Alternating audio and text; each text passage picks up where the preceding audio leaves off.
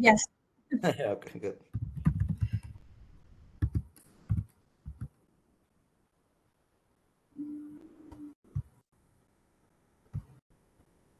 سماح, the floor is yours. Okay. السلام عليكم جميعا وصباح الخير عليكم. أنا سماح عالم، متطوعة مع SCA اللي هي الجمعية السودانية بكندا، اتحاد الجاليات. والليلة حناخدكم في جلسة تنويرية awareness session عن البرنامج بتاع Economic Mobility Program. السيشن دي تحديدا عاملينها للناس هنا في كندا، عشان هم to explore طريقة يقدروا يساعدوا بها اللاجئين السودانيين أو الناس المقدمين أو النازحين السودانيين المتأثرين بالحرب. عاملينها للemployers والناس اللي برضو عندهم small businesses. الناس لما تسمع employers بيفتكروا إنه ما كل الناس، يعني ما كل الناس employers، لكن حتى في small businesses الناس السيلف employed كيف هم ممكن يستفيدوا من البروجرام دي ويفيدوا يستفيدوا من البروجرام دي بإن هم to be able، يعني إن هم يجيبوا ناس through البروجرام دي. معانا في السيشن أستاذ باسل. السيشن حتكون bilingual. باسل will present slides in English and we will يعني حنحاول نجاوب الأسئلة بجزء عربي جزء English. باسل هو الدايركتور في Jumpstart Refugee لل EMPP program. We're very thankful for Basil for joining us today and helping us educate the community about the EMPP program. And I'll leave the floor to Basil to do a full introduction about himself and Jumpstart Refugee and what kind of services they provide for the community. شكرا كتير سماح for this introduction. وأنا كمان I'm gonna try my best، رح يعني أحاول جهدي إنه تكون البرزنتيشن bilingual بالعربي والإنجليزي، وبعدين هي رح تكون البرزنتيشن نوعا ما قصيرة لأنه البرنامج صحيح وفيه معلومات كتير ممكن تفاصيل كتير واحد يدخل فيها، بس بشكل عام it's a bit more straightforward as a program، وبيكون فرصة منيحة نكسبها اليوم لنترك مجال أطول للأسئلة والأجوبة ونناقش مع بعض لأي حدا ممكن يكون عنده أي شيء يسأله. فممكن نبلش أول شيء البرزنتيشن، بس شوية معلومات عن نحن كيف بنشتغل مع هالبرنامج وهو هذا البرنامج شو، بعدين ندخل شوية بالتفاصيل أكثر. مثل ما سيدة سماح ذكرت، اسمي باسل الرملي. أنا الكو-founder of Jumpstart Refugee Talent والdirector of Global Mobility بالorganization. نحن كorganization we're a non-profit.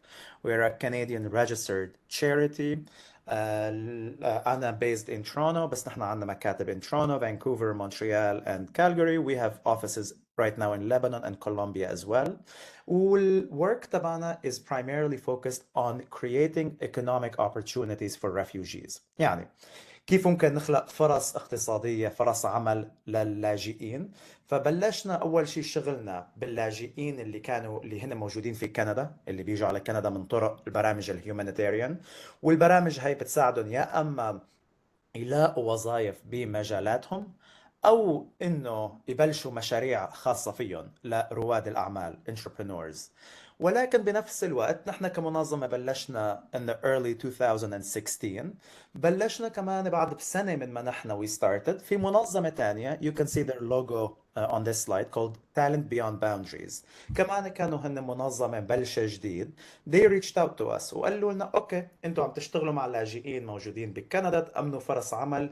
نحن ككو-founder عنا فكرة انه نحاول نخلي اللاجئين اللي حاليا موجودين بدول ما فيها فرص للواحد يعيش فيها كبرمننت او يصير سيتيزن، ونحاول نجيبهم لدول مثل كندا، استراليا، اليونايتد كينجدوم وهيك. ممكن نشتغل مع بعض؟ قلنا اكيد. فبلشنا اول اشي في مجموعة ريزوميز لعالم لاجئين كانوا سوريين في لبنان، وحاولنا نأمن لهم فرص عمل بكندا. اول واحد منهم كان واحد وظفه الكوفاوندر تبع جامب ستارت بشركه تكنولوجي هو شغال فيها، جابه كسوفت وير انجينير. وبعدين تناقشنا مع الحكومه الكنديه شو ممكن يكون شكل هذا البرنامج، ومنه طلع شيء اسمه EMPP الايكونوميك موبيليتي باثوي بايلوت، واللي هو فعليا نظام هجره اقتصادي. هذا الشيء مهم الواحد يخلي بباله، هو نظام هجرة اقتصادي وليس بنظام هجرة إنساني. ولكن الفكرة منه إنه تسهيل الهجرة الاقتصادية للاجئين. فبكندا نحن we look at permanent residency pathway لما نجيب العالم، لأنه ياخذوا فرص temporary work permits وهيك أمور أصعب بالنسبة للاجئ. فهي الأمور تسهيل عملية الهجرة تبعتهم للاقتصادية.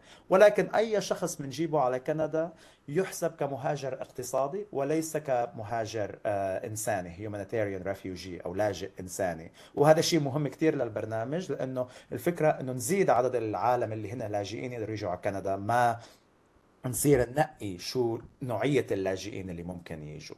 رح ندخل هلا بشوي تفاصيل أكثر. فنحن بشكل عام شغلنا فعليا عملنا داتابيز مع تالنت بيوند باوندريز، حاليا فيها شي 120 ل 125 ألف 120 to 125,000 refugees registered من مختلف أنحاء العالم، من أفريقيا للشرق الأوسط لجنوب آسيا لجنوب أمريكا. ومنروح على شركات مختلفة من مشافي في كندا لشركات كونستراكشن، بنخبرهم انه we have this program, we have a talent pool and we have a program الحكومة الكندية انشأته، ونحن شركاء بالدليفري of this program كtrusted partner، وبنساعدكم بكل شيء. فبنحاول نربط اللاجئين مع الشركات. حاليا لكندا تحديدا هلا الرقم زاد اكثر، صار فوق ال 600 شخص جايين على كندا عن طريق البرنامج هذا اللي عن طريق الدليفري تبعنا. وحاليا في اغلبهم طبعا نحن جبناهم على شركات محدده يشتغلوا. وحاليا في الحكومه الكنديه عندها 1500 شخص they're processing for هلا السنه 2025، ممكن الرقم يوصل لل 2000 او اكثر حتى، رح يجوا عن طريقه. طبعا نحن اول ما بلشنا البرنامج كانوا فعليا يجوا مثلا 10 ل 15 شخص كل سنه، من 2018 اول ما اجى اول حدا لل 2000 ونص ال 2024 is when this program started actually scaling. صاروا يجوا ارقام اكبر بكثير عن طريقه، لانه الحكومه صارت تعمل تسهيلات كثيره للبرنامج لتسهل الشركات توظف عن طريقه والعالم تقدر تيجي عن طريقه كمان. هلا نحن مثل ما حكينا بنشتغل مع تالنت بيوند باوندريز اللي هي كمان منظمه خيريه غير ربحيه. الدول اللي بتشوفوها بالازرق هي حاليا الدول اللي العالم عم تيجي لاجئين يروحوا عليها، ولكن بشكل اساسي يعني مثلا على بلجيكا صار في شيء 10 طالعين. بس بشكل اساسي the biggest programs right now are Canada, Australia واليونايتد كينجدوم.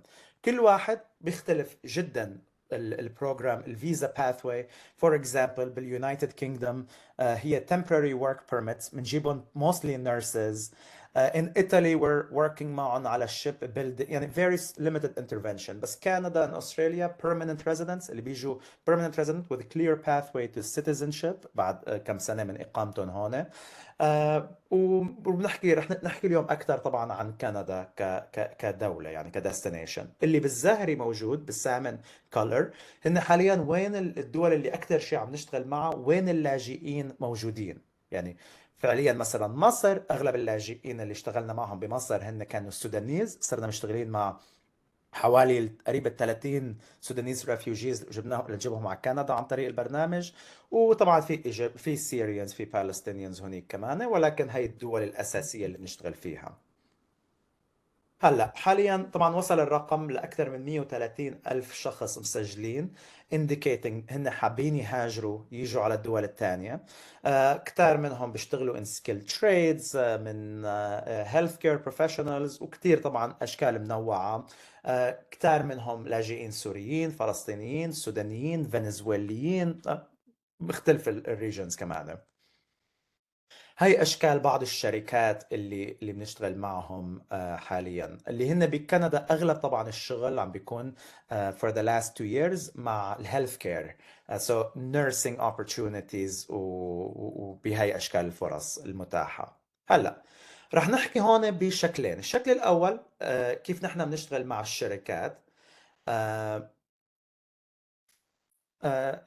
I'm sorry, is that Samah for me? Because I couldn't. No, Oh, no, someone was saying the voice was not clear, but I said the voice is clear, so they just should just clear it from their end. thank you for clarifying.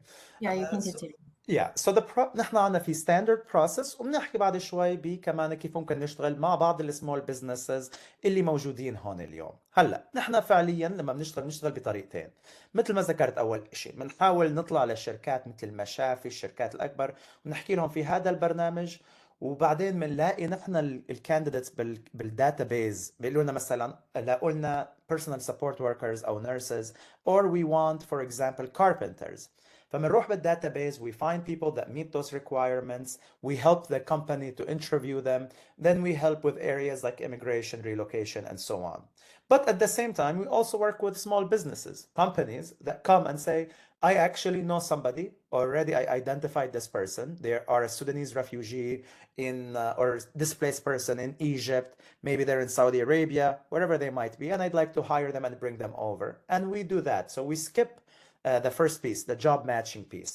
But initially, our standard process is the job matching. So the way it works, they give us the job descriptions, we find the candidates, we put them forward, they interview them, issue job offers. For immigration, we can support with immigration in-house, but some businesses could work with immigration service providers, independent ones. They might have their own in-house immigration service provider.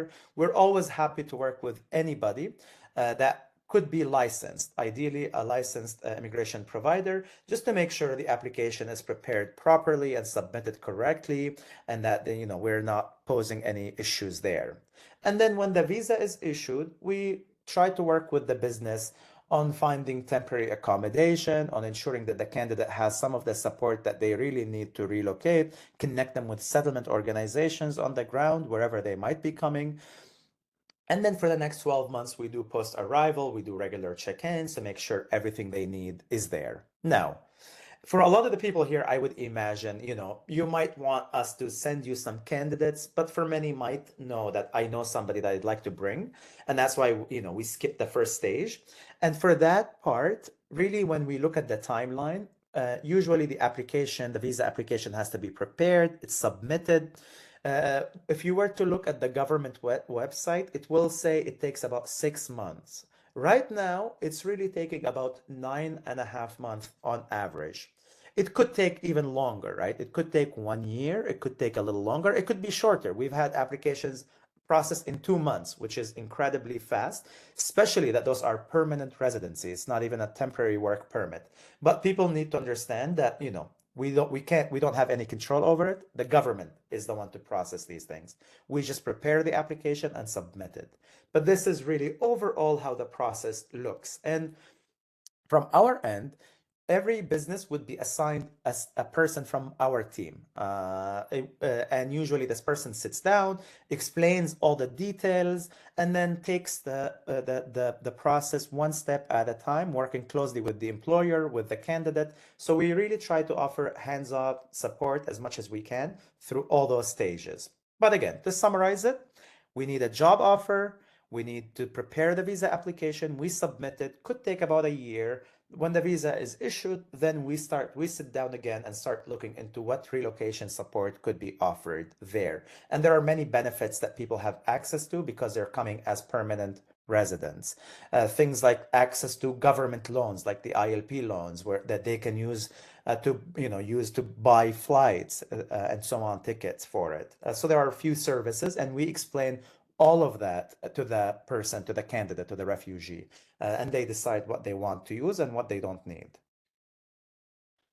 And this is just a little bit more information about the pathway itself. So the pathway really, it's not our pathway. It's a government, it's an IRCC pathway. Instead, Jumpstart and TBB, we are trusted partners working with the government. Typically compared to alternative immigration pathways, let's say you're a small business and you need to hire, for example, an accountant, and you wanted to use an existing immigration pathway, like in Ontario, the Ontario nominee pathway. That one, it typically has a lot more requirements than EMPP. Usually, you have to show that this is a higher skill level occupation. You have to post a job on the Canada Job Bank and post it on other platforms for 1 month, as an example. Other pathways have different requirements, but these are the main ones. You have to show that you interviewed people. You couldn't find anybody here and you had to hire internationally. And there, you apply, you submit an application with the province, and then it's a much more rigorous system. With this one, we right now it accepts all skill levels, and those skill levels, it could be somebody who's a chemist engineer, and it could be somebody that you bring in to work at a restaurant serving coffee, right? So there is no skill level. What the requirement is, it has to be a full-time, non-seasonal job offer, and that's really it. Aside from that, for the candidate themselves, they need to meet certain requirement. The English language level. The English language level, it depends on the job offer. It has to be what is known as an equivalent Canada language benchmark of level 4 or 5, which roughly equates to 4 or 5 IELTS, which is the main exam that is accepted by IRCC. And that's roughly would be considered to be intermediate to lower intermediate by Canada language benchmark standards. So they have to write an exam and they have to achieve an acceptable score or higher. And aside from that one, they have to be displaced and unable to return. So it cannot be a Sudanese residing in Sudan. Even they could be, internally displaced. They're, from the south and they had to relocate to Khartoum. That's still not acceptable. They have to be residing right now, as per the policy, outside of Sudan. They could be in Egypt. They could be in Saudi Arabia. They have to be in a country, however, that does not have access to asylum pathways and citizenships. So, for example, if it's a Sudanese person in Germany, it might be more difficult. We're unable to support this person because in Germany, theoretically, they could pursue a pathway there. But if they are in the Middle East, we are able to help them. If they are somewhere else in Africa, we're able to help this person come to Canada. Um, there is a large list of approved countries that we're able to support. The government also waived certain fees, like there is no biometric fees. And as I mentioned, candidates have access to some government issued loans and loans from NGOs to help them with some initial cost initially. But really, it's really the main requirement is a full-time, 1 year or more job offer, and they have to be displaced, have a language level of 4 or 5 or more, and that's really primarily it. There could be, slight smaller requirements here and there, and we do assessments on case by case scenario. So we have to really look at the person, make sure that they're truly displaced, that they meet certain definitions. And typically, as part of the application, because just so you know, with EMPP, anybody could go online and submit an application. It doesn't have to be us. Now, however, as part of the requirement, person has to have a document that says they are displaced, they are refugees. The most well-known one is issued by United Nations UNHCR body. They're called Refugee Status Determination Letters, RSDs.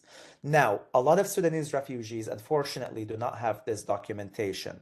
And a lot of refugees most refugees really don't have that documentation.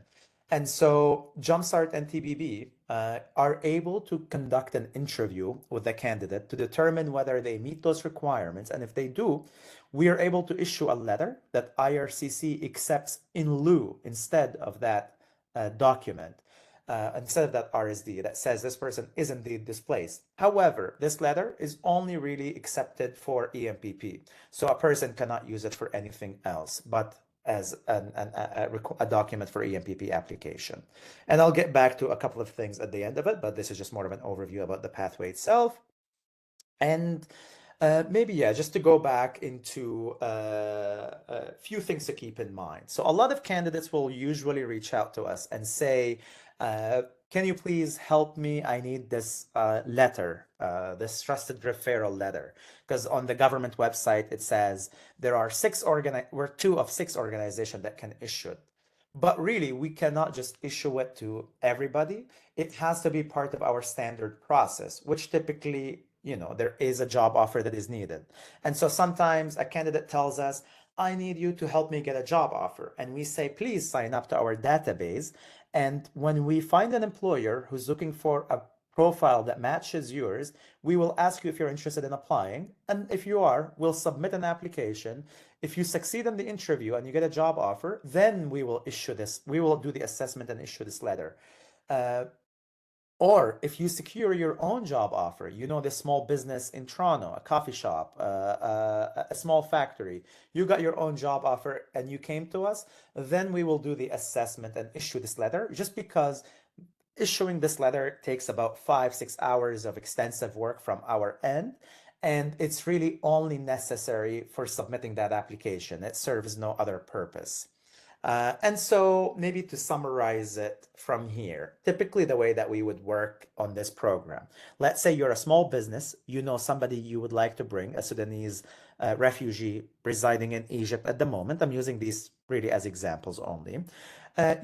You would just send us an email saying, I would like to hire somebody through EMPP. Then somebody from our team will schedule a call with you, usually within the next 2 days. We'll talk to you about the program, about the job offer itself, some of those requirements, make sure everything is met.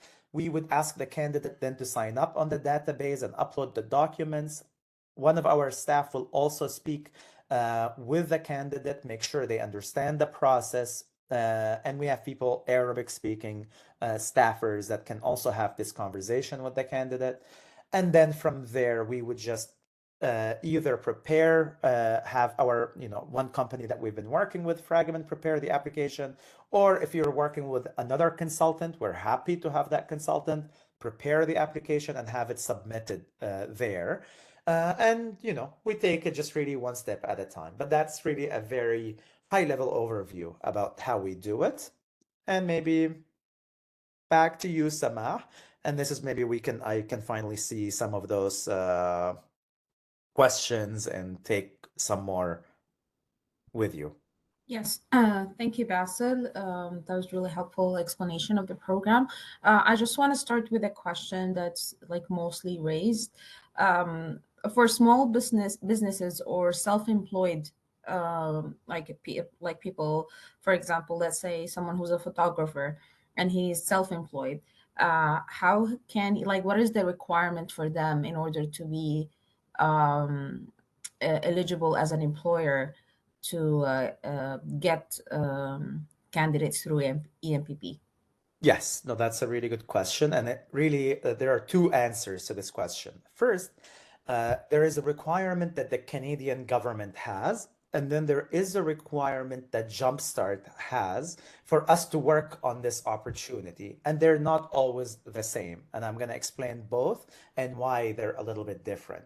They're a little bit, maybe starting with why they're a little bit different. They're a little bit different because the government has its own requirement, and basically anybody could apply, as I mentioned, online or apply through another organization like Talent Lift or a Man Lara. There are many amazing organizations working on this program. But Jumpstart, we have our own requirement just because we have to prioritize who we're able to work with and who do we think is able to likely succeed the most using EMPP. And we're a private organization as a nonprofit. And so we decided after consulting many experts on what those requirements would look like. So what the government would look like, would require is really just that you have a registered business is the main thing. So you can have a registered business. They don't have outright, maybe I can also start there. Perfect. And so they would not have really any sort of hard requirement in that, let's say you have only one person working, they might be okay with it. It doesn't say it outright, but when you complete, there is a form. It's an IMM with a number of digits next to it, named form, where it's a job offer form, and you have to say what is the size of your company, what your revenue, if it's under $30,000 a year, if it's $30,000 to $500,000, if it's more than that, and then when it gets to an IRCC officer, they're able to decide, does this look like a genuine opportunity? Does this company actually have the resources to bring in this person? Or is it really looking like maybe it's, a family member and it's only one person and they don't have revenue and maybe it's not a true, we can't tell what that IRCC officer will decide. And so you're able to submit, and all you have to have is a registered business. That's it. And that's why we've decided we want to have our own requirement to ensure. And right now, we know we have about 100% acceptance rate. And we're not saying it's 100% always, right? Because we never can say that. And the immigration consultants would hate hearing that, something like that, because we never know what happens. But typically, we ask that we see the job offer form, the government issued one that the employer fills. And for us, we want to see that the company has been incorporated for more than 12 months. It cannot be less than that. And that it has revenue of more than $30,000 a year. In our experience, if you have less revenue than $30,000, it could be maybe less likely to be accepted. Maybe it could be also an issue with having resources in place to really pay the salary for a year if the business is not there yet. And so this is our requirement. It's 12 months post-hire or 12 months of incorporation or more, and an annual revenue of $30,000 or more. And this is compared, Samah, you might be very quite familiar with other pathways like Ontario, the OINP, the Ontario Immigration Nominee pathway. And that one, they have requirements depending if you're coming to Toronto or outside of Toronto. You have to have Yes. 3 or 5 full-time employees. You have to have 500,000 or $1 million of annual revenue. So this is compared to it a lot more open, right? In Okay. its nature. So it is open, but yeah, if you have no revenue, it might be, you can still submit an application, but Jumpstart would not be able to provide the support needed. Okay. So the minimum requirement in terms of income, it has to be the 30,000. For us, yeah, for Yes. Jumpstart to work to support the employer. But again, there is no requirement by the government itself, and people could submit an application on their own or through another organization that is participating or working on the EMPP or through an immigration consultant. Okay. Someone is saying that the voice is not clear. I can hear you clearly. I don't know. Is it for multiple people or is it just This is the second person saying this, but I'm not sure. I can hear you perfectly, and I don't know if you can hear me. I can. Maybe I can. I'd be happy to see if this helps here. Okay, we'll give it another try. So, is there a because this is one of the questions also we've been getting, is like if I have a coffee shop and I want to hire an engineer, so how would the IRCC look at that? Like there should be like some level of matching between the jobs offered and the candidates, or how does that work? That's a good question because it typically is a requirement for most immigration pathways, but not EMPP. So we go back to the same example, the Ontario Immigration Nominee Pathway, OIMP. The way that a lot of these provincial pathways work is you have to have something like usually 2 years of relevant work experience in the last 3 years. So if you're coming to work in a, say, as a restaurant man, I mean, typically you can't even bring in somebody to just work on a coffee shop, but let's say you want to bring in a restaurant manager, an occupation that is approved for this provincial pathway. They want to see that you were maybe working as a manager or something related to that in Mm. hospitality for 2 of the last 3 years. For EMPP, the requirement is a person just have to have 1 year of full-time work experience in any, it could be 10 years ago. It doesn't have to be even in the last, they could be unemployed for the last 9 years and they worked as an engineer 10 years ago. And that is theoretically acceptable by IRCC. And I will always just emphasize the idea that it's theoretical because in IRCC, it's always a decision of an officer that is assessing the application. And if they feel like this is not really reasonable, they might not accept it. But we've worked on many applications, and the reason, it used to be a lot more strict, But we've been advocating as Jumpstart, as an organization with Canada Beyond Boundaries, is basically this is a program we're working with refugees who have been displaced. And so having relevant work experience and having work experience in the last 3 years could be more challenging because many of those people have been displaced for 2, 3 years or even longer. Some people have been displaced for 10, 15 years. But they do have experience, they do have some education, they do have something that this employer wants. And that's why it's more relaxed. Okay. Okay. So we'll open the floor for questions. So if you please have any questions, just raise your hands and I'll unmute you.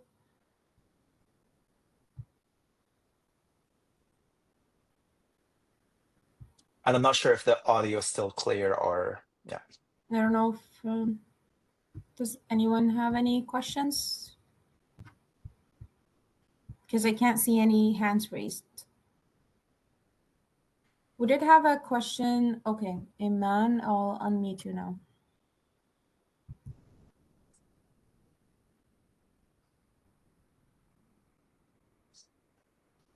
Iman, go ahead, please. I just put the question in the chat, but I want to repeat again. So you need, it's about the requirement of the person to be registered at your platform. Does he have to go through the UNHCR? Does he have to be, she or he have to be registered at the UNHCR, or do they have the status of refugee in a way, or it can be, yeah. So Yeah. Yeah. Yeah. So EMPP as a requirement, the person there are multiple accepted documentation to prove that this person is a refugee or this person is displaced, an equivalent of a refugee definition.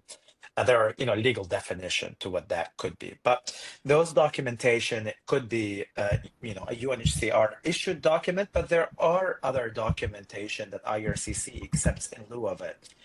Many refugees in certain regions are issued documents from regional authorities. Turkey, for instance, issues very specific documents that IRCC accepts in lieu of the UNHCR one. So, but a person definitely needs to have some sort of a documentation. On the IRCC website, there is a list of approved ones. But for people that do not have one, Jumpstart, we as an organization are able to issue it potentially. So what we do is we have staff that were trained on conducting assessments. So we basically we share a questionnaire that is developed by RSTP in Canada and the Canadian government that asks certain questions to ensure based on a certain assessment that this person is displaced, is residing in a place where they're unable to get permanent residency or citizenships, that they're indeed unable to return for reasons beyond their ability. So there are certain requirements and certain criteria that we would have to assess. And if they meet these requirements, then we can issue a letter that IRCC accepts in lieu of that refugee status determination letter that could be issued by UNHCR. I'm not sure if that answers the question completely, but yeah. Thank you very much. So the first step they need to do if they don't have any issued document is to connect with you. So if they have a job offer, right? So if they don't have a job offer, we would not be able to issue that letter, just because we don't charge fees, right, for candidates, and this letter to issue it takes a lot of work from our team, and so if there is, and we have like hundreds of people really every day reaching out to us and saying, I would like this letter, I would like this letter, but we're just unable to issue it because it really anyway serves no purpose except to complement an application. And if there is no job offer, there is no application. So if there is, this person is ready and we can start preparing the application and submitting it, this is when we can then do the assessment and issue the letter. But if somebody just says, I like this letter, and then I want to start looking for a job offer, we would not have, unfortunately, the resources or capacity to do that at the moment. So if they wanted to access your service in matching them with other job offers, then they have to start from where they are and register and get that certificate as a registered refugee. Then they will be eligible to access if they would like service.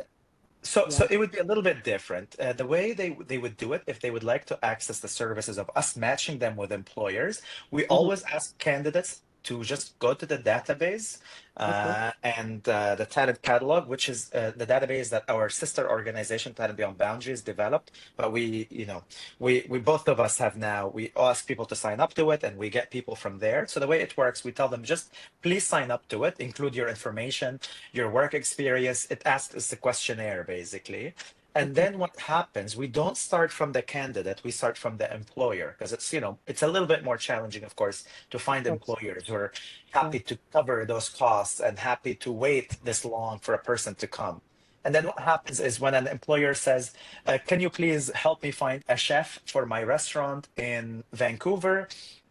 Our team will go in the database, search for chefs, and then they'll see, okay, there are all these chefs, and it could be, okay, there is this, I don't know, Maha, a Sudanese refugee living in Cairo, and she mentioned that she's a chef on her profile, and then our team would reach out to Maha, say, hi, Maha, we're working with this employer in Canada. Are you interested in applying for this role? She says yes. Then our team will schedule a call with her, get additional more information, develop her resume, and send it to the employer and support from there. So we're unable, initially when we started this program, we worked with few resumes, but trying to work with every resume and trying to find every person a job is not really the effective, didn't turn out to be the effective way. It's about going out, finding companies that will commit, and then looking in the database and finding it. So, and it's only when, because we know that this person is likely to meet the Mm. requirement for the letter. So we just support them, but it's only when a job offer is issued is when we do the letter itself, the Okay. trusted partner referral letter. Okay, so the first step for somebody who's not registered with UNHCR is to sign up for your website. I don't know, through your website or whatever, if there is any link for them to sign up and put all their credentials and their maybe Yes, it has to go qualifications. through Talent Beyond Boundaries, Iman. I'll Talent, yeah. share a link here actually also Yeah. in the chat where they can sign up. Oh, But Yes. also, just so you know, it's important to make just a clear distinction is regardless if they're registered with UNHCR or not, like if they're just interested in utilizing EMPP, the registration for us doesn't matter. If they're registered, it just saves us time when we don't have to issue that letter. So it makes it easier for us and for the candidate and for the employer. It's just faster. But regardless, if they want us to help them find a job, they need to be registered on that database, if that makes sense. Okay. Yeah. Just if they can share the link where they can sign up, that will be great. Thank you. Absolutely. And it's also in English and in Arabic. It can be made available. Thank you. Here. Okay. I have next question from Rania.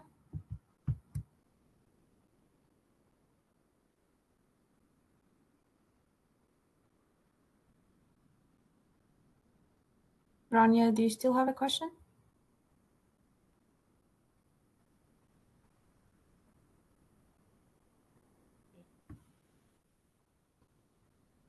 Hello? Yes, go ahead, Rania. Yeah, hi. Thank you so much for the very informative. Um, in regards to the applicants, is there a number for if a small company wants to apply and bring in talents, like is there a specific code for that, or is it open-ended? For number, what number of what exactly would be the question? Like if the small business or a lot of talents that they would like to bring Rania, on. we can't hear you properly. Can you raise your voice, please? Hello? Yeah. Yes. Okay, so if it's a small business and they'd like to bring talent from abroad, and a couple of talents actually, not just one. So is there a number of code per company? So there, by IRCC guidelines, there is no code, right? So theoretically, you can be a company with one employee and you could hire 100 through the program. IRCC does not have anything in its policy that says prevents you from doing that. What happens is when it gets to the officer who's going to review the application, the officer has to make an assessment whether does this seem like a genuine opportunity or is it somebody who's like trying to help somebody else, or so they do make that call. And so this is why when we work as Jumpstart with somebody, we try to make our own assessment and say, you know what, we're happy to help you with this one or not. And so we look at it at a case by case scenario. But if it's a small business and they want to hire 1-2 people, there is no issue. We've had businesses of 5-6 people. They've hired 2-3 people. That's no issue. And that's why I'm saying, it's as an organization, we make that decision on a case by case. In reality, I'll tell you now, like if you're a small business of one person and you come to us and say, I'd like to hire 3-4 people and bring them from overseas, we want to hear a really good explanation on why would that make sense. Why would there be where is all of this revenue all of a sudden is going to arrive if you have very little revenue or no revenue, where all those 4 people are going to start. So it makes it really more of a tougher sell. And for us, we just want to make sure that this program is being put into its best use. And so we don't get issues and cases where there's a lot of rejections or concerns from the government that it's being abused for other reasons. But yeah, theoretically, no requirement. In reality, it's just within reason, I would say. And this $30,000 limit, is it per year or per month? No, that would be and that's a Jumpstart requirement. It says the annual. So on the form itself that has to be filled, it's an annual. So it says like how much was your revenue last year? And it just gives you 3 options. It's bracket. So there's 0 to 30,000. And if that's your revenue, IRCC could theoretically still accept it. They might reject it. We don't know. But for us, we want to see it, at least it's over that 30,000 mark. And it's annual, it's not monthly. Okay. Thank you so much. Thank you. Of course, happy.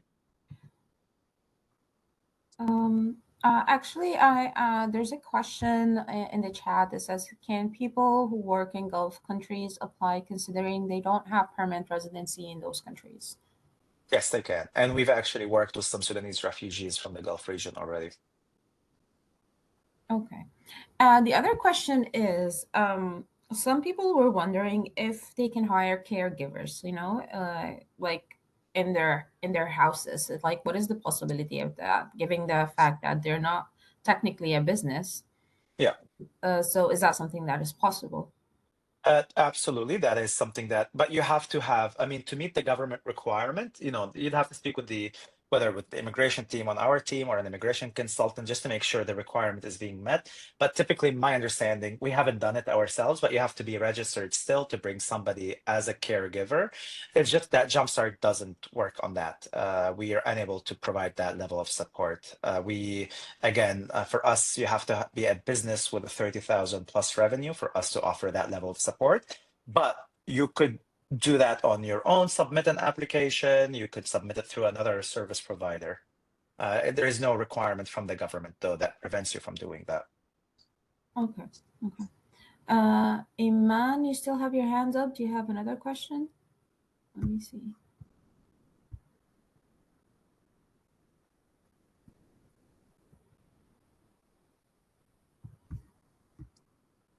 I see a question, I think there. Can displaced Sudanese join a company as a new business partner instead of a job offer? Not sure. Oh, you mean like a partner of the business, like an equity a shareholder? No, it has to be. And one caveat when I say these things, just because it's important, I'm not a licensed immigration consultant.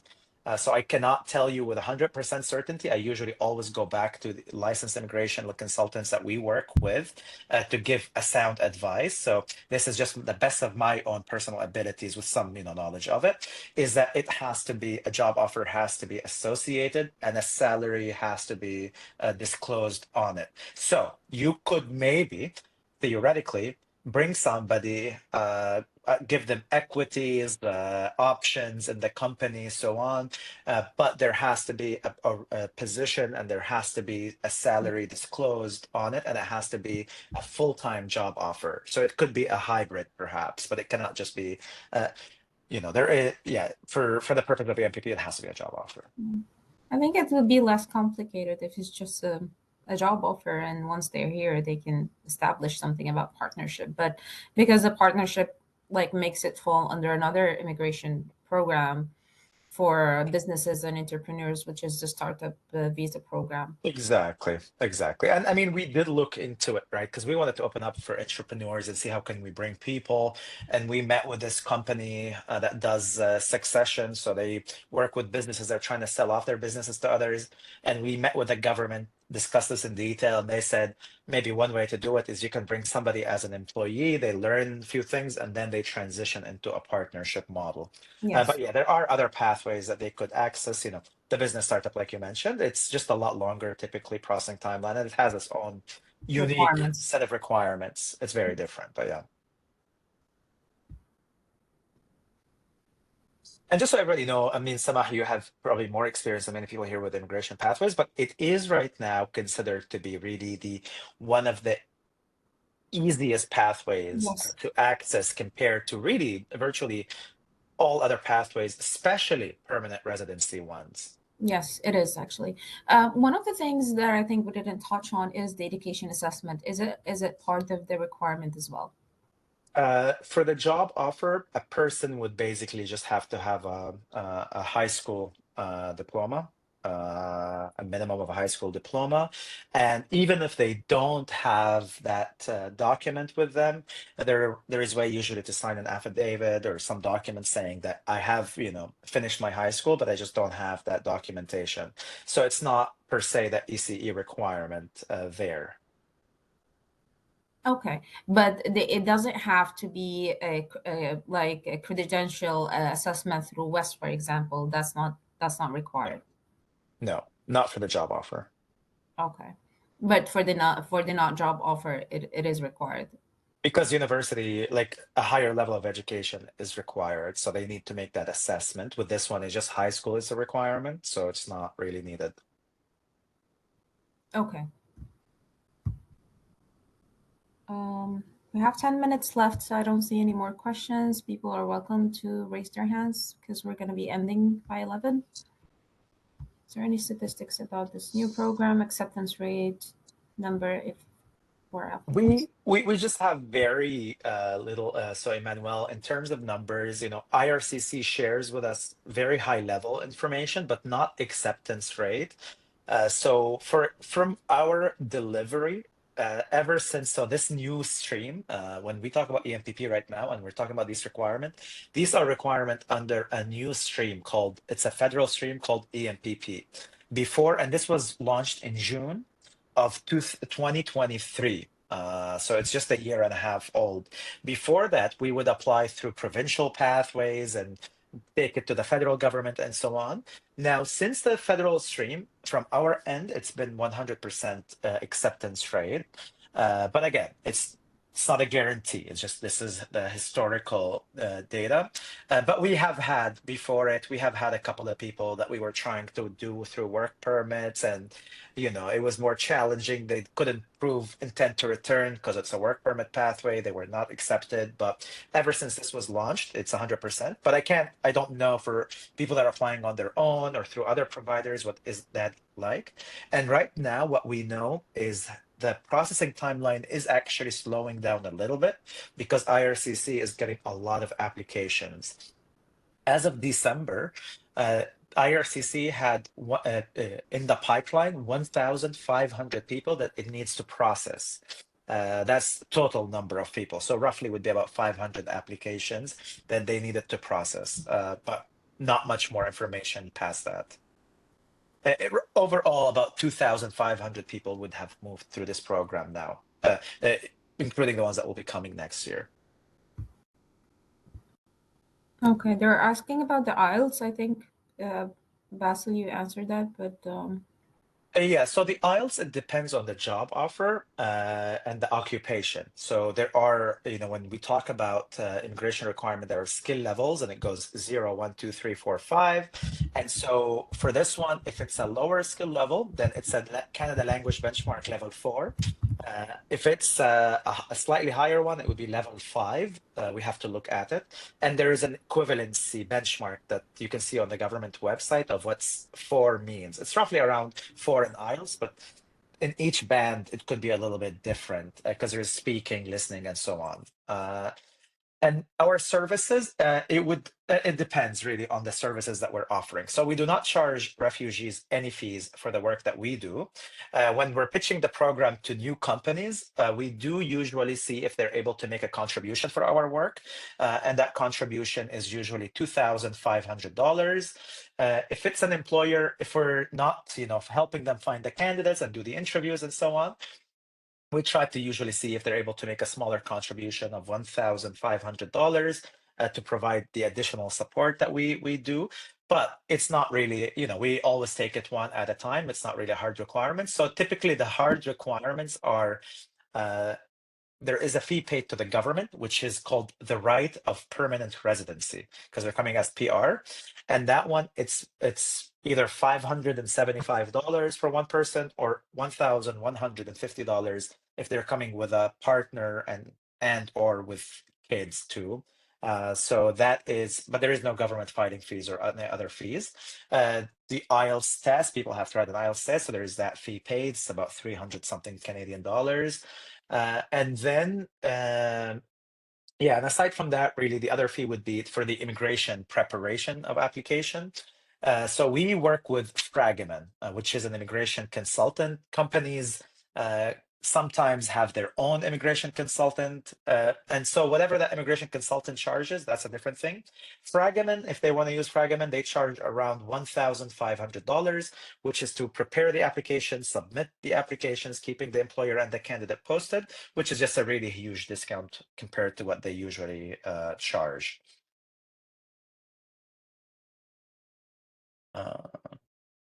Can We are a you nonprofit. share a Sorry. slide with all the, maybe you can share a slide with us with all the costs so people would be aware of the overall cost of everything? Sure. Yeah, absolutely. Yeah, that'd be great. Thank you. Is the person who get the job offer will be applying with his family members, or he has to apply for them later? No, altogether. Yeah, no, it would be with the family. Exactly. It's up to them, but they're eligible to apply. And there are requirements, it has to be a direct family, so a spouse, and then children under the age of 22. But they It can cannot also be apply for HNC for children that are older, right? older than 22. Yes, they can do an HNC request to include them. Maybe, I'm not sure. I'm not. My understanding is they have to be under 22, but yeah, maybe there is another redundancy, like maybe after they come, if they're able to submit. But my understanding is if they're over 22, it's not accept. But maybe I'm not 100% Yeah, sure. there's like a humanitarian and compassionate grounds for which can be under like officer discretion. So we usually like immigration consultants, we advise people to apply using these consideration, but it depends on the case itself and the kid that you're or the dependent that you're applying to, and because there's Yeah. sometimes cultural grounds, and in the Sudan situation, you can't leave the girls behind with all the with the Yeah. sexual violence things and forced conscription. So there is grounds that they can use to include the kids who are over 22. But again, it's Yeah. discretionary. But people like theoretically they can. Yeah, and absolutely. So there are definitely a lot more that could be, and that could be definitely something they pursue, I imagine. But yeah, with the application itself, that's something else. So yeah, absolutely. And there I see just quickly two questions. So the first one was before, are you expecting this program to stop anytime? Not necessarily, no. What we expected is just to be slowed down in terms of processing timeline. Right now, it's still considered to be a pilot, but Minister Mark Miller had committed in Geneva in December of 2024 to make this a permanent, or 2023 to make this a permanent program. And IRCC is doing consultancy sessions with us to make sure this would become permanent.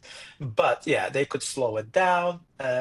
we're not really expecting it to be canceled, but again, you really never know with these things. There is an anticipated government change. We are already in touch with, in case there's the conservatives, or we're already now in touch with conservative politicians. We had 30 companies, big companies, sign letters saying they want this program because they use it to hire people and it's important for their communities. And so we're trying to say that, look, this is not just a humanitarian program. This is also Canadian businesses want it. And we're hoping this speaks the language of everybody, but we can't know for sure. And then can people from the Gulf? Yes, people from the Gulf can definitely apply. Yeah. Or sorry, residing in the Gulf, displaced people residing in the Gulf. Yeah, but again, they have to prove that they're displaced or they're in a refugee-like situation. So it's not like a wide thing, right? Because they have to be assessed and all, especially that Of they course, both have, yeah. Yeah, we do have to do the assessment itself, but theoretically, we would be able to do that with them. Because by definition, they're unable to get permanent residency for most of them. But if somebody sends us document and it says actually they have this sort of, they're on some residency, more permanent, something of that sort, then it's really difficult. If, they're coming from a place where actually, you come from a place in Sudan where you can go back technically, maybe. So I can't rule it out, but yeah, usually just residing in the Gulf doesn't deem you ineligible. And most likely you would likely be eligible. Yeah. Okay. Are you open to request for consultation from small businesses to how to prepare the requirement? There is really, Rania, just, this could take a lot usually of time, but it typically just, there is not much of preparation. We do have definitely, if a business wants to hire, we absolutely would set up a call with them, walk them through a few things, but we just, really the main requirement is just for us would be that they're incorporated for more than 1 year, have revenue of more than $30,000, are able to issue a full-time non-seasonal job offer for virtually any occupation. If those three things they're able to commit to, then yes, we would jump on a call and just walk them through everything. But otherwise, if they want to ask us how can we get to $30,000 revenue, for example, that's not something we would be able to assess or support with. Okay. But yeah. Can we share a contact for someone from Jumpstart for people they can reach out to? So I've included in that deck. I'm not sure if it will be shared. So there is the main mailbox our team members would receive. So anytime somebody is sent, it gets assigned to somebody on our team for review. Yeah. And it's on the last page there. I'm happy to also just here. Let me go back and we will share that deck with the community as well. Perfect. I think I closed it, but I can reopen it somewhere. And here I can just type it. And while it might sound like a generic email address, we do check it every single day, and things are usually right away are assigned within a few hours to somebody on the team. But just details are important in the email, just saying I'm a small business, I'm able to do this, can I get on a call? Just more information would be good to have. Okay. Our session ended now. Basil, thank you very much. It was a very informative session, and we do appreciate all the support you're providing for us in the Sudanese community. Of course, it's my pleasure, and thank you so much for having me, Samah. And I just want to, tell everybody, especially what is happening with the Sudanese community. I'm Palestinian myself, Syrian, but there is a lot of attention that was placed with Sudan. Unfortunately, there's even that much less attention that is paid, and so definitely the Sudanese community needs to come together to see how much we can support the community, bring as many people as we can. So I really want to see how this program could be leveraged, not just through us, but just if you're able to submit that application, go submit it on your own. That we would also love for that to happen. But keep in mind, this is just, if you can spread the word, we want this program for everybody to know it, to submit on their own, to submit through immigration consultants. But it's a great pathway that the Canadian government, they don't do a lot of great things for us when it comes to immigration, and that's one good program. So let's please try to leverage it. Let's please try to make it home for a lot of people, Sudanese, brothers and sisters that need this pathway and need to find a new home, a new citizenship, and yeah. Yes, for sure. And thank you so much. And we will definitely stay in touch. And Basil and Jumpstart have also agreed kindly to deliver another session for the Sudanese refugees who are abroad. This session was mainly for the people who are inside Canada and small businesses and employers to see how can they help. And we're going to do another session by end of January. It's going to be communicated soon to the community as well. So we hope you spread the word so more people can utilize the program and help them, survive the situation that's happening now with displaced people. Thank you so much, Basil, for your time on the weekend. شكرا We شكرا do كتير. appreciate it. Okay. شكرا. Take care, سلامات. everybody. Thank you.